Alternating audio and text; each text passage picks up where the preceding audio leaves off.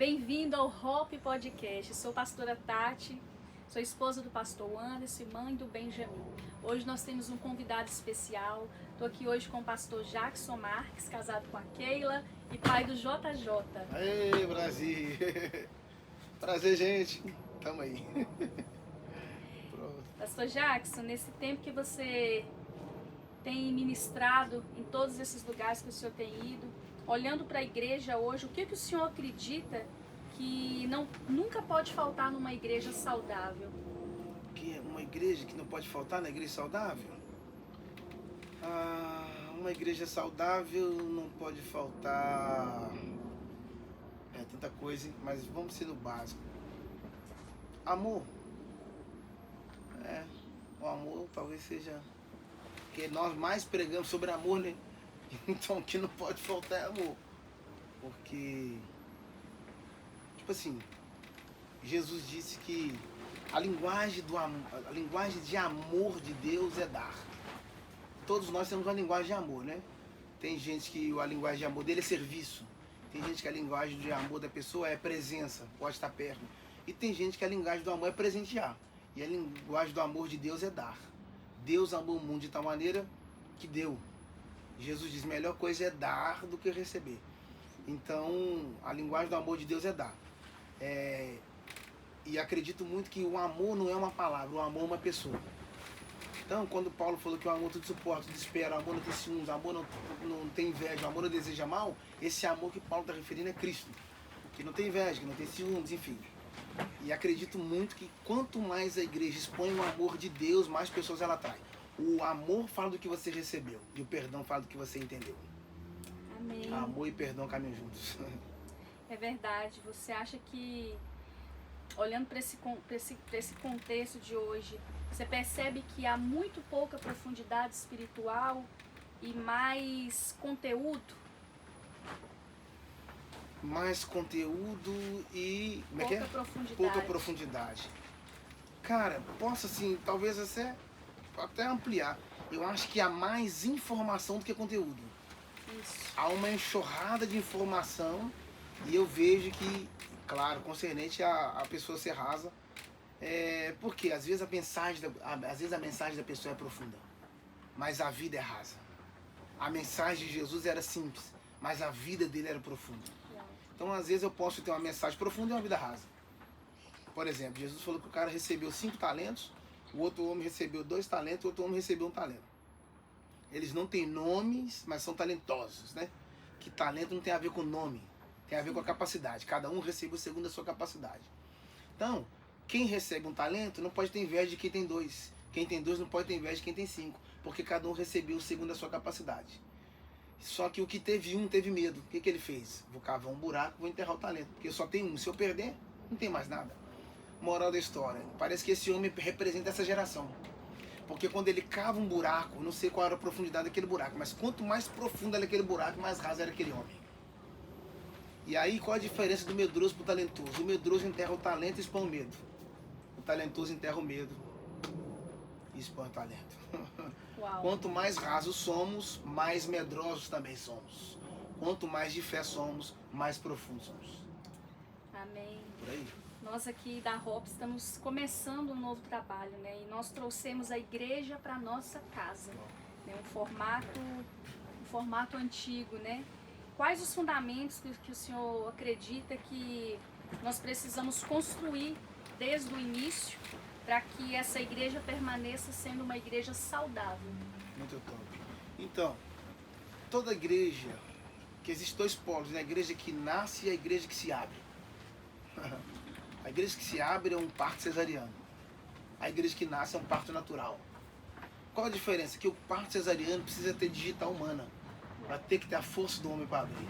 E o parto normal não. A mulher só precisa empurrar.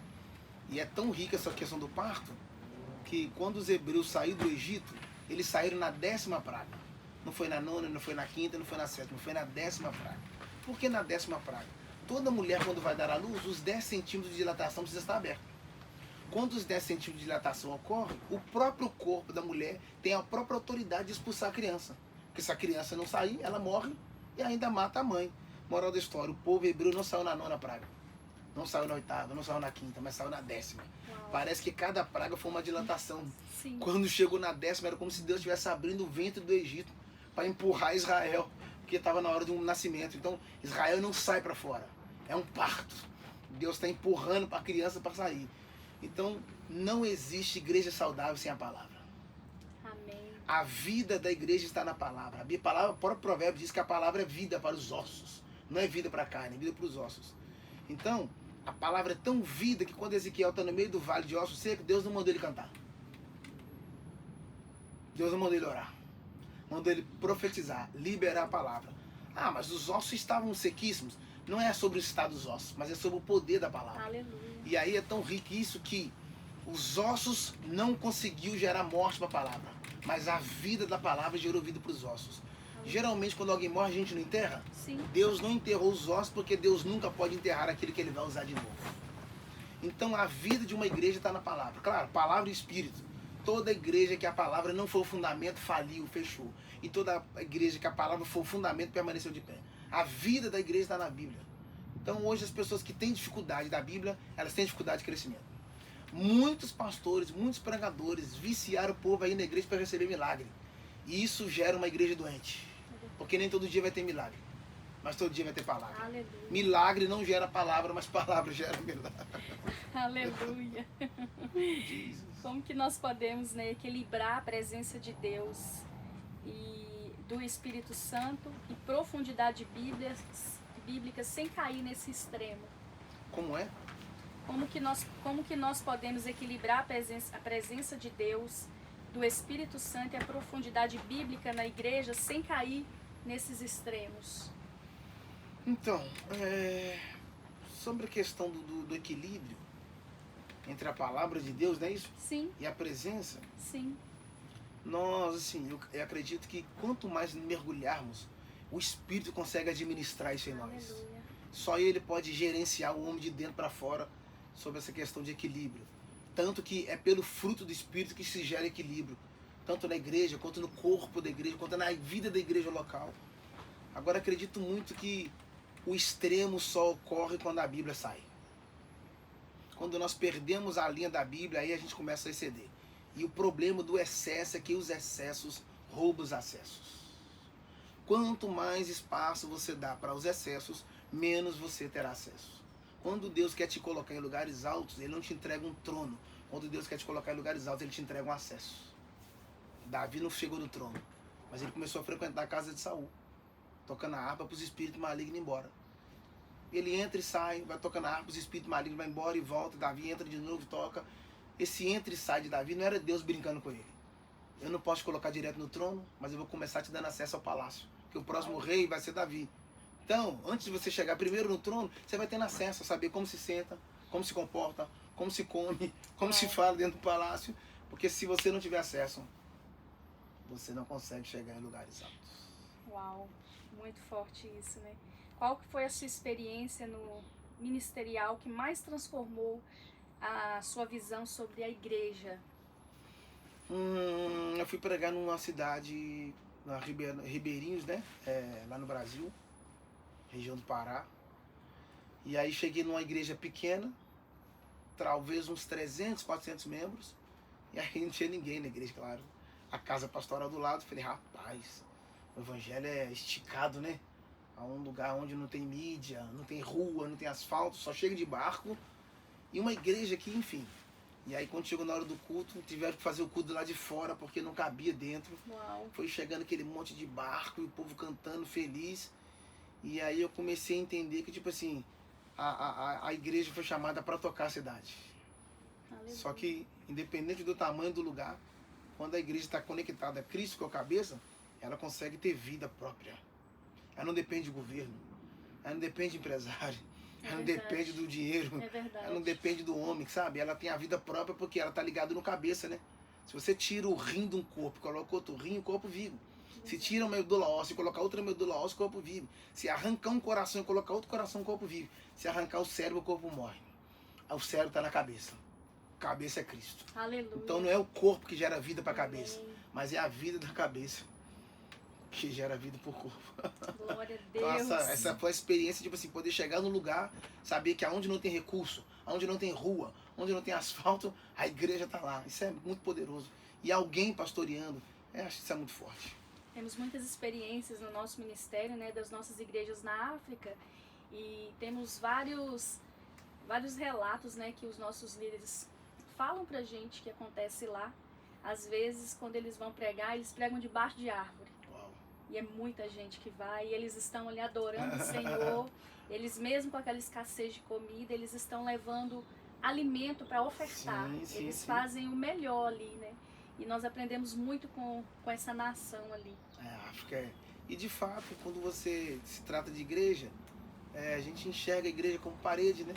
E, na verdade, a verdadeira igreja é pessoas.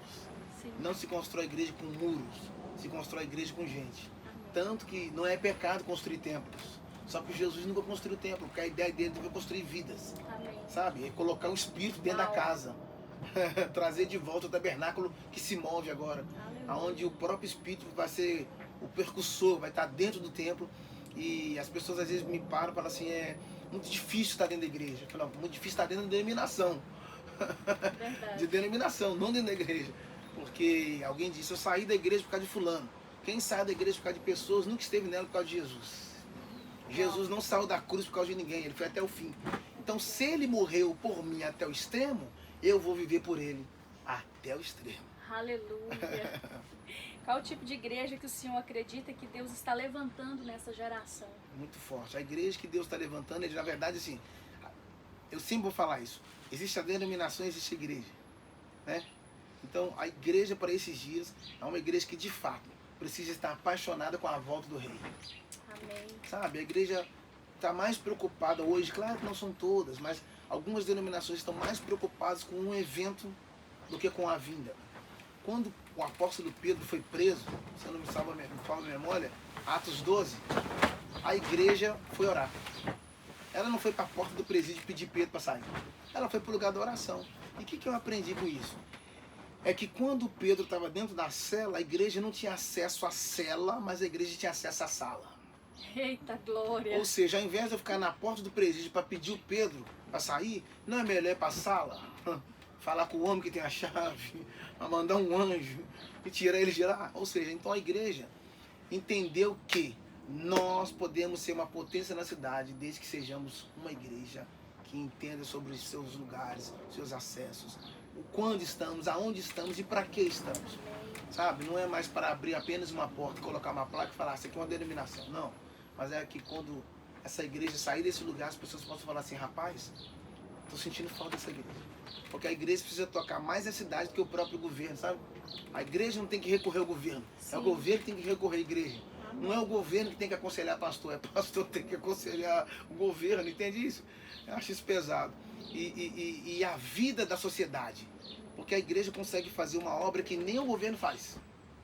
Que é arrancar o cara do crime sem cobrar nada. Uau. Tirar o cara da prostituição, do crime, do tráfico, e hoje o cara se tornar um obreiro. Isso é muita coisa. A igreja é uma loucura. E a vida da igreja está em Cristo. Ele é o cabeça de tudo.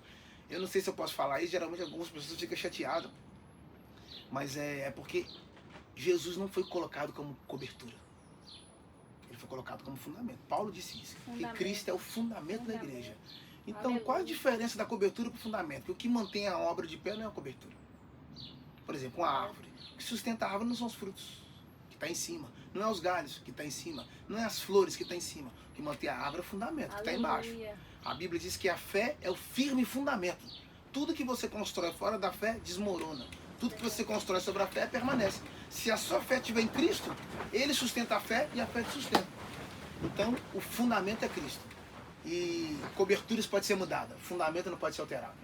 Se vier um vento muito forte que mantém uma casa de pé, não é o nível da cobertura, mas é a profundidade do fundamento. Uau, aleluia. É a vida, o fundamento.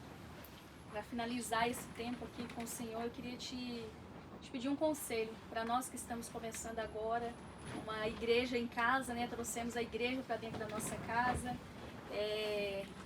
O que o Senhor tem para nos acrescentar nesse período, nesse desafio que nós iniciamos?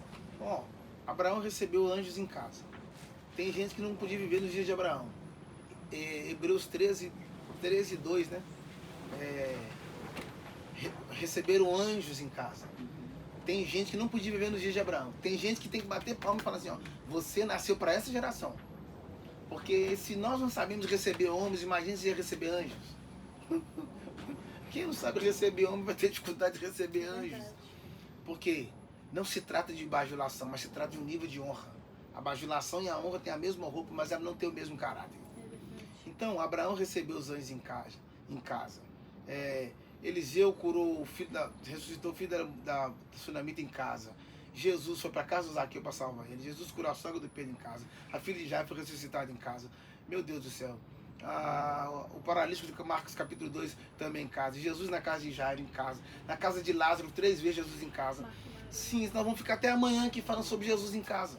Então, de fato, quando vocês falam tem uma igreja dentro de uma casa, nada de assustador. É só entender, estamos voltando à origem, onde tudo começou. Amém. É de casa para a rua e não da rua para casa. Então, assim, acho que vocês têm que continuar. É um trabalho difícil, não é fácil. Porque, poxa, todo dia você vai receber gente fora, né, na sua casa, né? Já tive pessoas que construíram igreja atrás da casa e aí eletrodomésticos sumiram. Vocês estão aí? Relógio, celular. Por quê?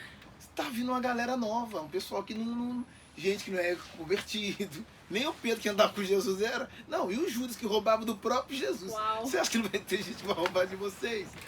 Mas o mais lindo é que quando chegar um certo tempo, vocês olhar para trás e ver o trabalho, vidas que foram transformadas, pessoas que foram edificadas, casamentos que foram restaurados.